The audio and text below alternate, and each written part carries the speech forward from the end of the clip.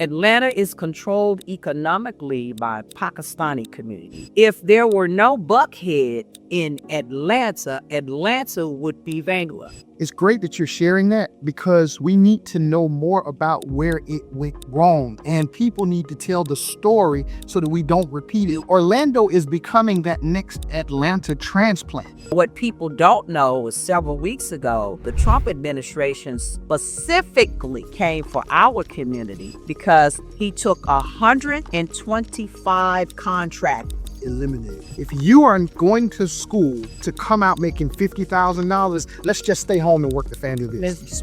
More pressing issue when it comes to marketing and advertising with the future is that we have to align ourselves with the right platform and understand exactly how those platforms are going to affect. The unfortunate part about it is we could be talking about it today and it be changed to tomorrow. They lock the door, we change the code. Yeah. Bill Black, break locks, no handouts, we bought the block. Bill Black, take spice, no gatekeep, we run the lot. They shut the gate, we change the code, turn small like this in the overload. No commission, we on the flow, independent, that CEO. Media said what I name me grade, built the lane and paid the way. From the block, the boring plays on everything, generational play. Bill Black, break chain, no cash given, we made our lane. Bill Black on everything. Stop building hype and start building black. It's time to learn how much your hustle is truly worth. Hustle Worth is a free app designed to help you determine the exact value of your business or side hustle. Just answer a few questions, and our AI uses reliable valuation models used by top investment banks and venture capital firms. Get a clear understanding of exactly how much you could potentially cash out if you sold your brand today. It's a great way to see where you are and identify the exact gaps you need to fill to get to where you want to be. From side hustle to life-changing exit. That's the power of knowing your worth. Know your worth. Visit hustleworth.app and start building your legacy today. All right, welcome to the Mill Black Show. I am your host, Coach Swan Simpson, and I got my Robin White, and I got my Katrina McKissick, and I got my Critelia Harris. All right, so we are in our studios here in Orlando, Florida, and we have another very exciting guest in the studio today. But before we get with our guest, we want to tell you a little bit about our sponsor. We got to talk about our sponsor. First sponsor up is Hustle Worth, the Hustle Worth app, y'all. It will help you get the valuation of your business idea, your side hustle. You are probably leaving money on the table. So you need to go check out the Hustle Worth app at hustleworth.app. Also, Square. Everybody's heard of Square, right? Yeah. Absolutely. All right. Well, Square is sponsoring the Bill Black Show, y'all, today. And we want to make sure everybody knows that you should have a merchant account in your business. There's no reason you don't have a merchant account. I don't care if you're a cash business, you need to convert your business to take the credit cards because merchant accounts help you build your business credit. It also helps you have capital available when you need it. Square will loan you money, y'all, to grow your business. And if you're using somebody else, like maybe one of those guys like a Stripe or one of those people, we want to get you over to Square. You need to reach out to us at buildblackshow.com/Square and get signed up. If you're looking for a loan, we got you. We got you coming. You've been in business for 3 months. You're doing at least $10,000 a month. We got you with an onboarding loan. Square will loan you money just to switch. Go to the buildblackshow.com/Square for more information. Now to our studio guest. Let's introduce her, Robin. I am so excited that we've got Antwan Nelson in the house with us today, y'all. Antwan Nelson of Advertise Orlando and the Premier Network Leads Group. just so glad to have you. Thank you for coming and joining us. It's a pleasure. Thank you guys for having me. I'm glad to be here today. So I had the opportunity to talk with one of our friends, Yes. Angie Griffin, who has been very helpful in connecting us with some fantastic business people. And she was telling me about your digital media business. Yes. Tell us what's going on. Well, I guess to kind of put it plainly, I been in the industry for a while doing marketing and advertising a number of different ways. But I realized a while ago that there was a disconnect somewhere. I found out through some research that our Black businesses, small businesses, are disproportionately underrepresented when it comes to marketing and advertising. And it's largely for two reasons. Number one, can't afford it. It's getting expensive. You can't compete with the John Morgans and the Dan Newleys of this world. Right? But the other reason was lack of resources of what they could afford. So I set out to create a platform that would give the affordability with the ability to have omnipresence. And I started in this C. That's where we are. Wow, it's fantastic. So tell me exactly what the product is, what it is that you do. Yeah. So if you go places, some of the hottest restaurants, sports bars, barbershops, doctors' offices here in the city, I have indoor digital advertising billboards in those locations. Places like Kim's Kitchen, places like the District Gastro Bar, Sister Soul Food, a number of places downtown where people eat all the time, where the lines are out the door, or where guys go get their haircuts, celebrity barbershops, places like that where they're sitting for long periods of time. Well, I realized that there were some lead capture opportunities there to be able to capture for businesses. So I placed these screens in these advertising locations, and I would say 95% of the locations because of relationship with Black. And I place them in those locations, and I seek out African-American businesses first. We don't turn down the other dollar, but I seek out African-American businesses first to be able to advertise on the screens. And I give them packages that I know they should be able to afford based on the revenue that they're either having or generating in their business or expecting to generate in their business. Wow. Mm-hmm. Wow. I would start. And I mean, you said that you came out of the public sector at first, correct? Yeah. I've been around. I was in when I first started my journey with marketing. Well, first of all, I'm a psychology major. I graduated from the school, Florida A&M University. Yeah, the family in the house, Rattlers in the house. But I have a degree major in psychology, right?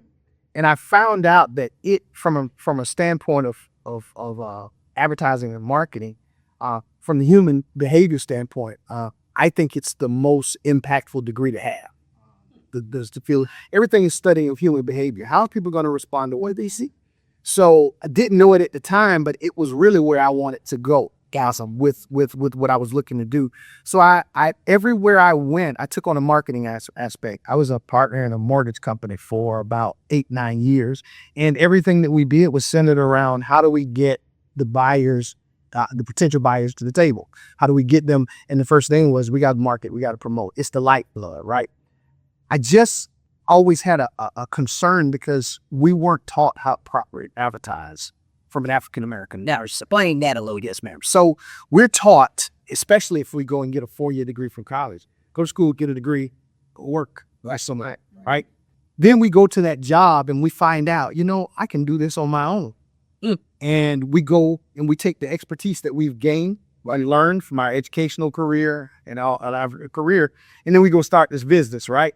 And we plug 30, 40, 50, 60, 80, $100,000 into opening this business, not knowing that thinking we went into the business for what we specialize in, not knowing we were in the business of marketing and advertising. So then we see grand opening, grand closing. And I tell people all the time, Within weeks sometimes. You're absolutely, I have seen. And it hurts me because we weren't taught that the first essence of what we're doing should be centered around marketing and advertising. You can have the best business out there. Don't nobody know you exist? Why not? Presents, yeah. They're not coming to do business with you. So that's how it started. And I got an opportunity at that point to really understand what we didn't know, what we needed to know, where we were falling short, where the gaps were. And I've been closing those gaps for the last 15 years. Wow. That's really phenomenal. Yeah.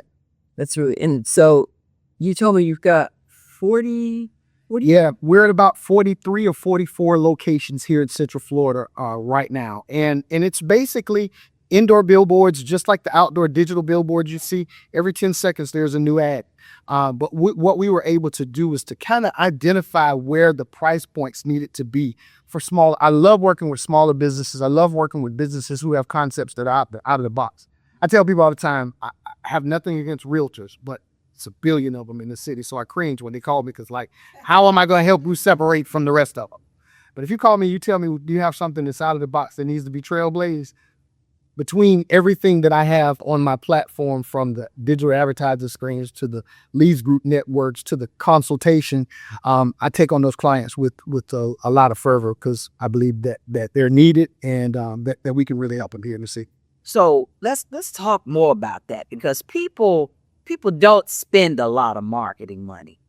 I've seen people open up physical locations and they put all their money on the location itself, because back in the day it was location. So they put their money into that. And I've walked in the door and asked them, how does anybody even know you here? Well, we depend on the traffic drop lie. Everybody come by. That's how long ago? That's old and always school. Very antiquated. So talk to people about really, truly the importance of marketing and investing in that probably first. Yeah. One of my clients gave me this a long time ago. He told me, he said, the reason I'm advertising with you, he said, it's like paying the light or the water bill. 100%. He said, I have to just pay it and let it go. Do I see the level of comfort that this light bill gives me? No, not all the time. Let me turn it off. Let them turn it off. And I'll understand a lot more in depth how important it was. That's how we view marketing and advertising. But we weren't taught that should be the lifeblood. And that's how I try to explain it to customers and clients.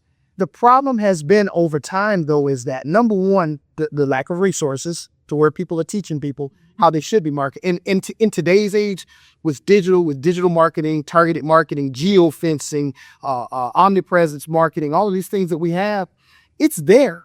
It's there in front of us if we take the time to research it and identify or connect with someone who has the ability to walk them in. Is it going to be the same for business A that it is for business B or C? Absolutely not, right? That's where people like me come in to be able to help you through the experiences that we've coached with other businesses over time.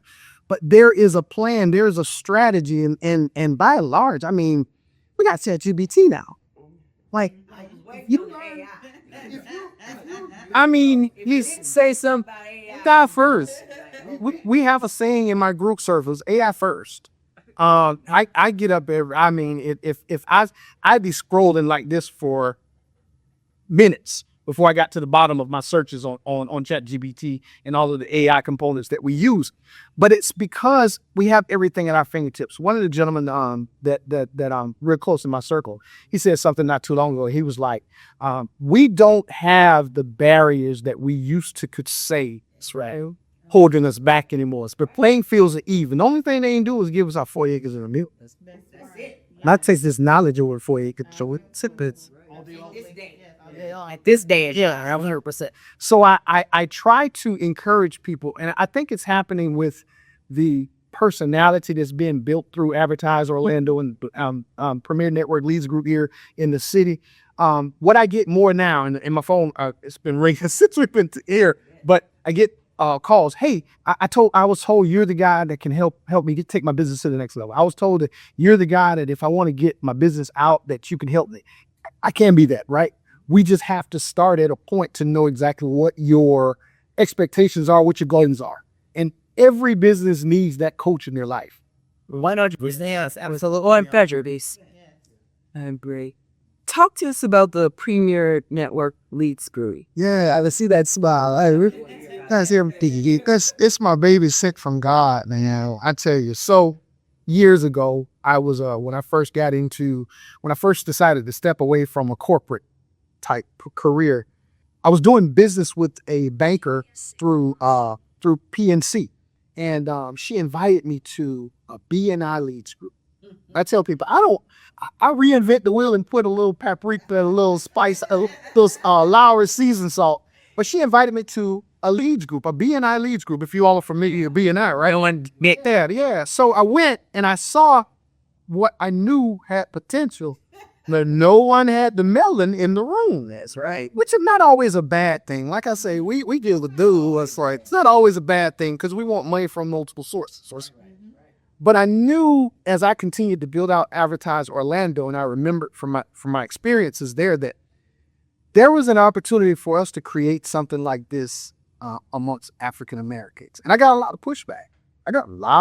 When I first started. Mighty's green, and why you want to just limit this to African Americans? I'm like, because nobody else is doing it. And because no one else is doing it, then there's a gap in the market. And I know our people need this. That's right. So what I created was this group. It started from an inner circle, and out there, I'm gonna rev up and look here on subtypes, right? It started from an inner circle because I'm connecting with businesses. Hundreds and hundreds of businesses have advertised on these screens since I started it back in 2021. But I pulled from my inner circle. I'm asking them, do you want more? And they were telling me, yeah, we want more. Yeah. Okay, what did COVID do to us? It broke the connections. We got comfortable staying in our homes, not communicating with people, not networking with people, not building that, what I call that koinonia, that common unity that was so instrumental in us getting us where we were before COVID happened. And we got settled in that. So I wanted to come up with something that would allow me to bring individuals together for the purpose of exclusively assisting in revenue generation. And that's where I built from the B&I format. So I brought these individuals, and people were like, well, I know somebody, but they're not black. They can't be in. I'm sorry. I'm sorry. I called a lot of flack. I'm sorry. If they can't trace their roots back to our African ancestry with melon included, not the other ones, we this is not for them. They create these clubs for themselves all the time. I let for them. They for core absolutely. They just didn't want to get file suits for discrimination, so they allowed us, right? So They allow you to underperform. absolutely. Oh yeah, we gave them a shot. They just couldn't hang, right? So I created this, but I knew the first thing that I needed to do was break. So I'll just give you an example. In the group, we when I first started, there were people, 85 to 90% of the people who started in this leads group, and it's basically a business mastermind with the networking component. They all knew me. The majority of them knew me. Right. Maybe 10% maybe didn't, right? So, but they didn't know each other. But each person knew someone in the room. So when we started, we do breakfast. It's a 8:00 in the morning breakfast gathering that we have once a month. And what I realized was people in the room were gravitating to people. So if I knew you, I'm gonna go sit by you. Yeah, you, right? yeah. And I knew you, I'm gonna come sit by you, right? And I sat back and I said, we gotta overcome this with a series of exercises. Because I knew if I could get them to get out of their shell and learn more about each other, they were going to like each other. And the more they liked each other, the more they would want to help and support and do business with each other, right? So I started doing a series of exercises. And one of those exercises, when they walked in, they had to take a number. And the number was equivalent to who you would be paired up with at a table for that particular meeting. And I already knew who didn't know each other. So I sat them. Before I knew it, over the course of 6-7 weeks where we kept doing exercises and activities to get them out of their shell, I'm the one that's excommunicated from a lot of the conversations. Because they formed this partnership. They like each other. They're building with each other. Now the biggest struggle in this group from us doing it that way is me getting information from them about the successes that they're having. I have to pull it out. Oh, I didn't tell you. We just closed the deal. We just did some more business. What y'all gonna tell me? I might share these successes but the community, right? So that's what has happened. It was a beta test, if you will. It was a test to see a social experiment to see if I could get these people out of their shell to be able to communicate. And they're best of buddies now. They talk with each other more than they talk with me in a lot of cases. And we don't want to bother you, Antwan. It's just opportunity and I'm sure you've got a chance to see some of the footage that we create. It's something that God sent I was just in the right position and place to be able to take it where to be able to deliver where it needed to go. How many members do you have in that? 47. 47. Started out with about 20. I love it. Yeah. And the main theme of this is loyalty. You give you an example. I love the theme about this is loyalty. So I got a sad story that I want to share, but I want to tell you about how I push this theme when I talk to people about joining this group. So we're very particular. Like, to be in this group, you gotta understand that it's about giving more than it is about receiving. Because the receiving is going to be in abundance if you can get them. So when I start the group, I get my hair cut every week faithfully. And I had a young barber, it was about my daughter's age, 24, 25 years old. He called me OG when I go to the Vart Prop. OG, tell her what's going on over there with that marketing, with all that stuff you're doing. I had an advertising screen in there, so everybody knows me when I come in. And I told him, I said, hey, man, I'm getting ready to start a leads group. And one of the people that I want to have in the group is a barber. And I'm telling them about him, telling them, man, we're going to grow it. We're going to. And he gave me what I call the church no. Y'all ever heard that told it's when church people want to tell you no, they'll tell you, let me pray about it. I know good well you won't tell me no. The answer is so now when people say let it pray about it, I said, let's pray. Yeah. Exactly. About a rat dog in the night, did the Lord say today? But it was so I go back to get my hair cut the next week. Same time, same place, same back station. I go to get my hair cut next week. And I say, you thought about, yeah, OG, I ain't gonna be able to do it, okay, no problem, buddy, no problem. You respect me for the free game that I come in and get, but when it comes time to some reciprocal stuff, we ain't really on that level, which is the telling part of the back end story. So we start the leads group. It's a couple in the group, the Lovitts, husband and wife, amazing team. She makes these amazing gift boxes that she gives. He's a realtor. So they came and they was like, hey, bro, my son-in-law, we think you know him, but we were interested in bringing him to the next meeting. I said, well, what does he do? Make sure it's not, someone in the group already say he's a barber. I was like, oh, yeah, tell him to come on. So he comes to the group, he joins. I fired my barber that day. I fired him.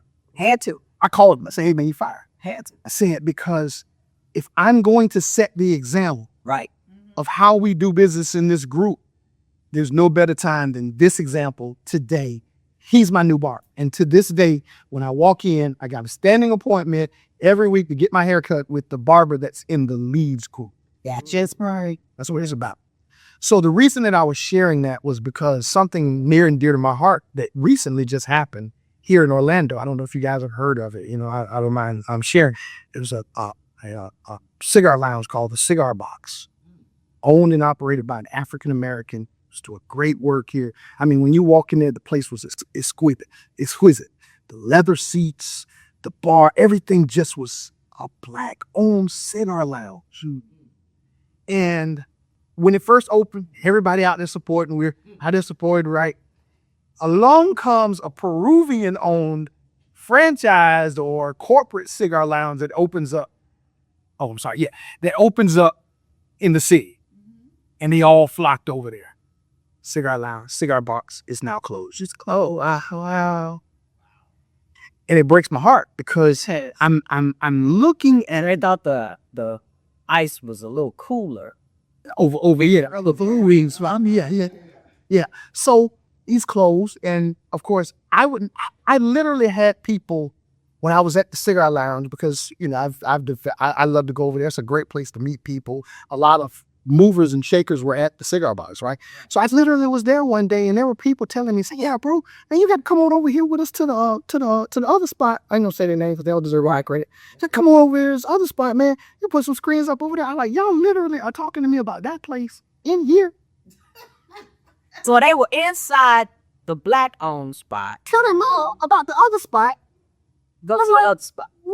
What culture does that? Yes, who does that? How do we? It broke my heart. This is why the Premier Network Leads Group was formed, because we have to be taught how to support each other. That's true. It's true.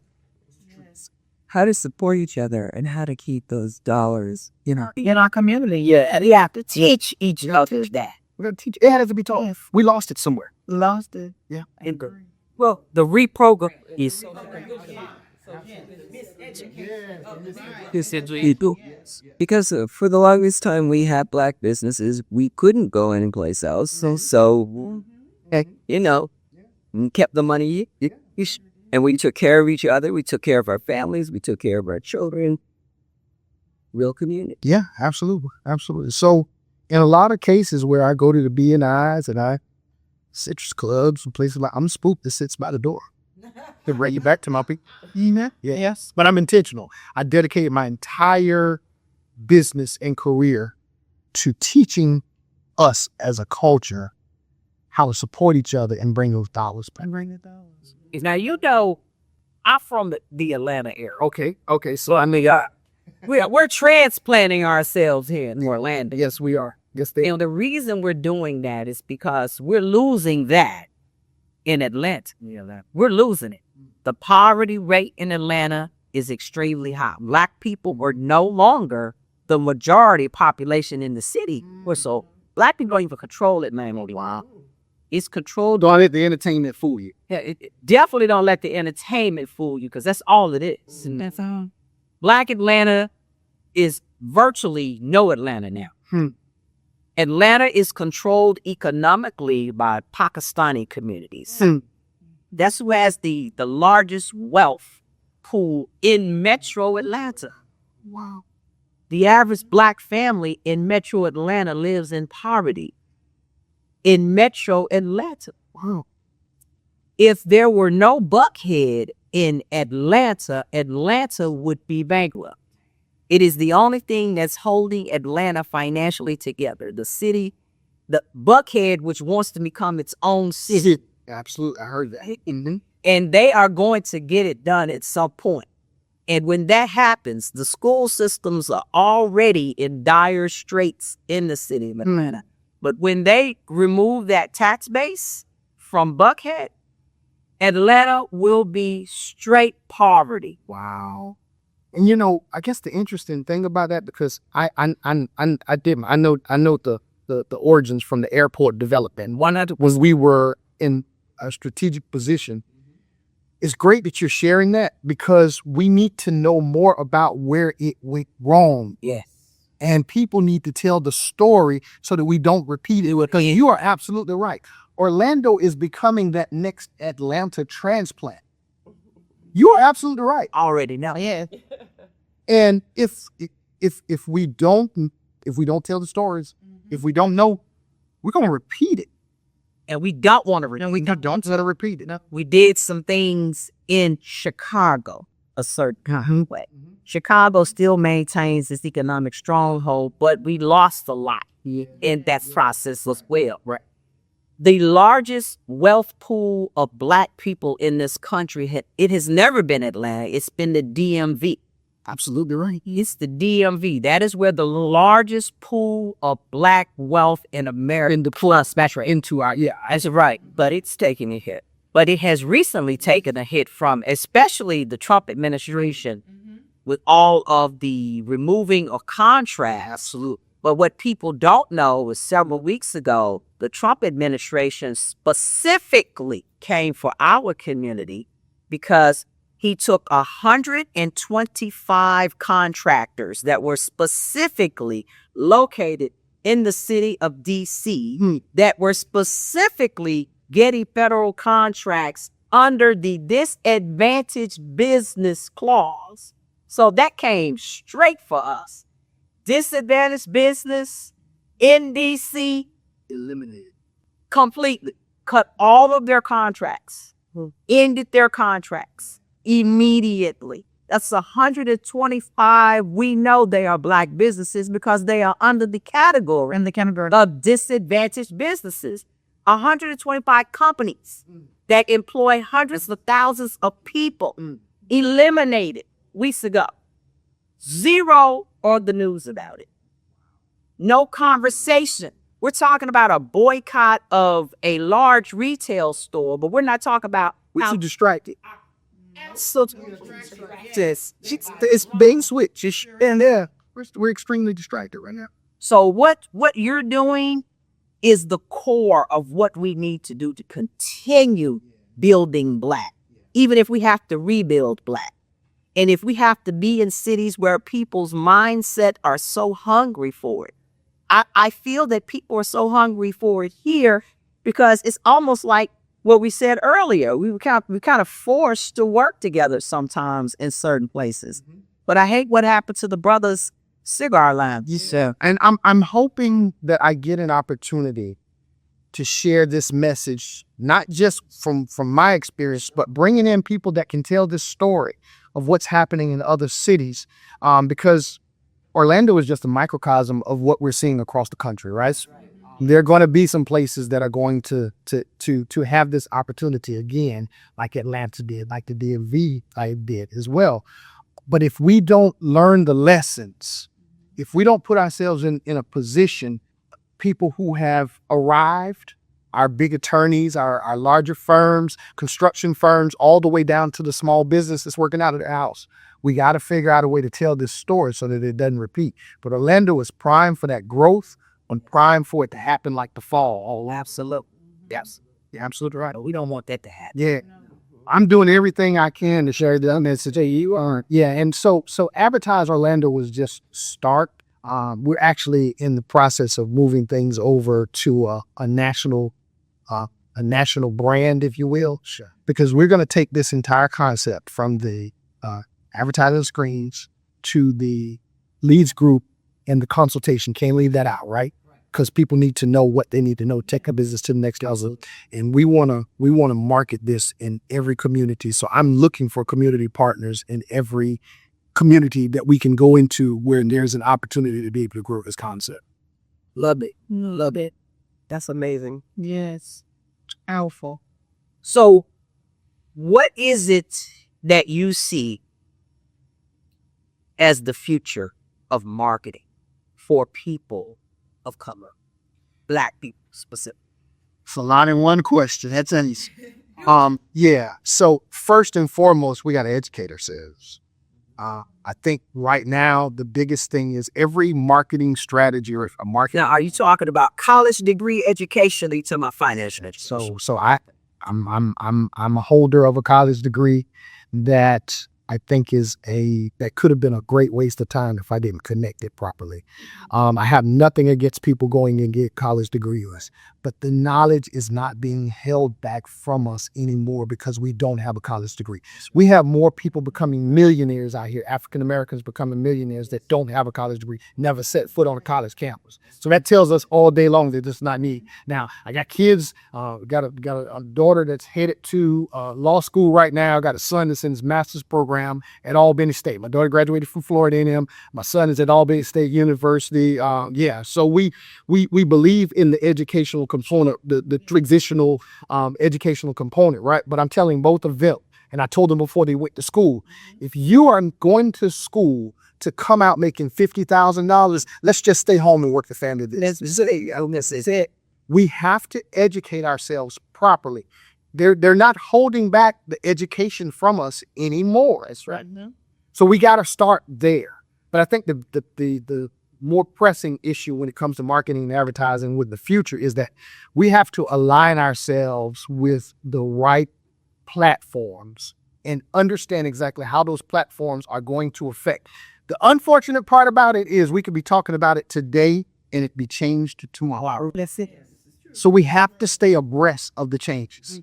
What worked 6 months ago has been tweaked. AI is the future. Yes, it is. And if I didn't say that, you probably would have canceled this show. AI is.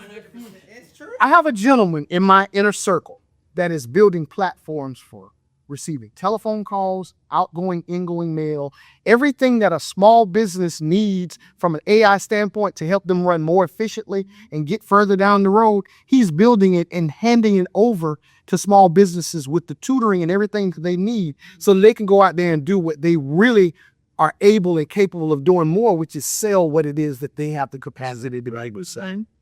So if we're not doing that and utilizing these systems to go forward, those are the two things, the educational component of what's available and using the systems and technology that are changing on a daily basis. Those are two things that I think could get us to the next level. So if you had to give one thing that a person needs to do when it comes to their marketing. You one piece After they call me, okay. after that call you. What is it you would recommend that they would do? The one thing, one takeaway from this conversation. You gotta know there are tons. I'm a guy who believes in finding where the gaps are. Find the gaps.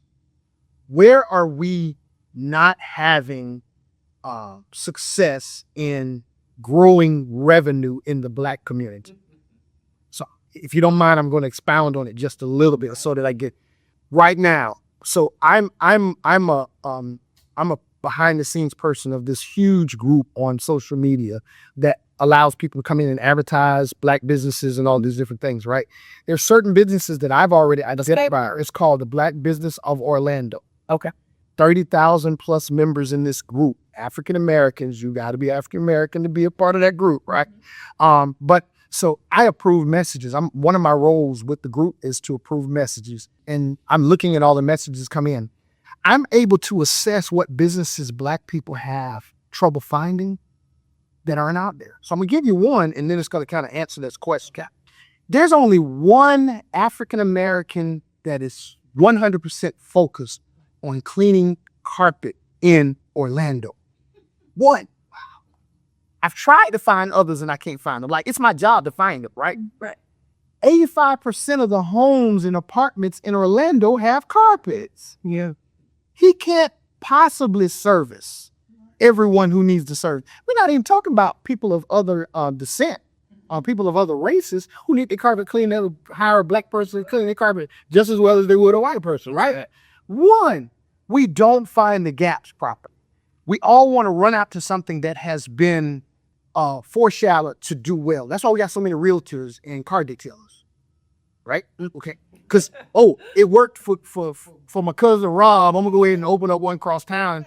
Yeah, and we got an oversaturation of realtors in the communities, right? Nothing against. I was in the industry, right? So don't come at the realtors. I love her. Find where the gaps are. Let's expose those gaps and let's get the market up to speed. And that's just one of them. There are several others. But there are so many businesses that are lacking with entrepreneurial ownership in the Black community, but we use them all the time. Yep. We're patronizing these businesses all the time, but but most people can't tell you one African American that owns that business. That's my one thing that I think we need to do more. Let's expose, we need Black grocery stores. Yeah. Yes. And we don't have to start out as grocery stores. You know, they start out as meat markets. That's right. Yeah. Any of these farmers will sell you meat all day. But there are so many gaps in ownership from the African American community, but we don't have this problem with Asians. Asians find the gaps for our community all day. Pakistanis find the gaps all day. We don't do a great job of finding the gaps and manipulating those gaps to where it comes back to where the money is coming back into our. I agree with that. That's 100% excellent point. Excellent point. So let's wrap this up. How will wrap this conversation up? Well, first of all, I'm really glad that you joined us, and I learned a lot. Like Swan said, we are coming into Orlando more. Okay. And I'm looking forward to spending more time getting to know you as we move along. I think that what you're doing is remarkable. I think that education and that training and really helping Black businesses connect with one another. This is how we build community. This is how we grow. And this is how we strengthen that foundation. So, I think that you're right on point and definitely what we're talking about. That's what we're here for. All about building Black. Absolutely. They lock the door, we change the code. Yeah. Build Black, break locks, no handouts, we bought the block. Build Black, take spice, no gatekeep, we run the lot. They shut the gate, we change the code, turn small ideas into overload. No commission, we on the flow. Independent, that CEO. Media circle, I name it grade. Built the lane and paid the way. From the block, the boring plays on everything. Generational play, build Black, break chain. No cash given, we made our lane. Build Black on everything.